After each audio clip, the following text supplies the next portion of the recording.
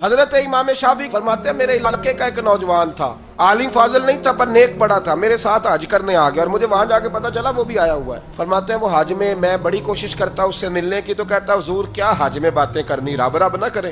فرماتے ہیں موقع ہی نہ دیتا، جوان تھا بڑا پرہیزگار۔ فرماتے ہیں وہ جب بھی دعا کے لیے ہاتھ اٹھاتا تو کہتا یا اللہ مجھے قبر میں بھی نماز کی اور قرآن کی توفیق دینا۔ ایک دن وہ حتیم کے پاس بیٹھ کے قرآن پاک پڑھ رہا تھا، میں 2-3 دفعہ گزرا تو پڑھ ہی رہا تھا، میں نے کہا آج قابو آ گیا ہے۔ میں اس کے پیچھے بیٹھ گیا اور میرے دل میں خیال تھا کہ جتنا بھی آج پڑھے گا نا میں نے اسے 2-4 باتیں کر کے ہی جانا ہے۔ اس نے قرآن مجید سمیٹا اور میری طرف دیکھ کے کہنے لگا حضور میں بھی آپ کا انتظار کر رہا تھا۔ کہتا میں خوش ہو گیا، لیکن اس نے کمال کر دی، جیب سے چند دینار نکالے اور کہنے لگا حضور آج ظہر کی نماز کے بعد نا میرا انتقال ہو جائے گا، تو یہ نا ایسے رکھ لیں، کفن خرید کے نا تو میرا جنازہ پڑھ کے تو یہاں جنت المعلا میں دفن کر دینا۔ امام صاحب کہتے ہیں میں اگلے لفظ کہنے لگا تھا کہ مجھ پہ سختہ آ گیا، کہنے لگا حضور مہربانی کر دیں کہ آپ میرے علاقے کے ہیں۔ میں چپ کر گیا۔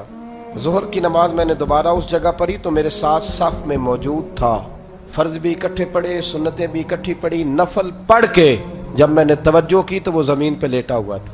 آپ فرماتے ہیں میں نے غسل دیا، کفن دیا، دفن کر دیا۔ کئی سالوں کے بعد میں دوبارہ آیا، اسی جنت المعلا میں مجھے ایک اور جنازہ پڑھنے کا موقع ملا۔ میرے دل میں ہمیشہ خیال آتا تھا کہ وہ تو کہتا تھا یا اللہ قبر میں بھی قرآن کی توفیق دینا، تو یا اللہ مجھے دکھا وہاں پڑھتا ہے کہ نہیں پڑھتا۔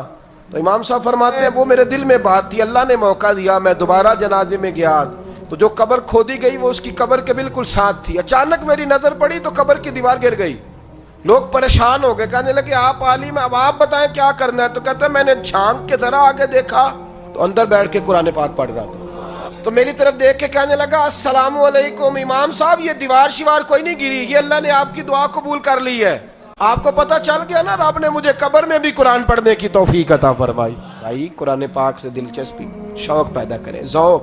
یار کچھ نہ ہو سکے تو اسے دن میں ایک دفعہ چوم کے سینے سے تو لگایا کرو، کبھی اس سے پیار تو کر کے دیکھو۔ یہ اللہ کی کتاب ہے اور اس کا ایک ایک حرف وہ ہے جس کی تشریح مدینے کے چاند نے بیان فرمائی۔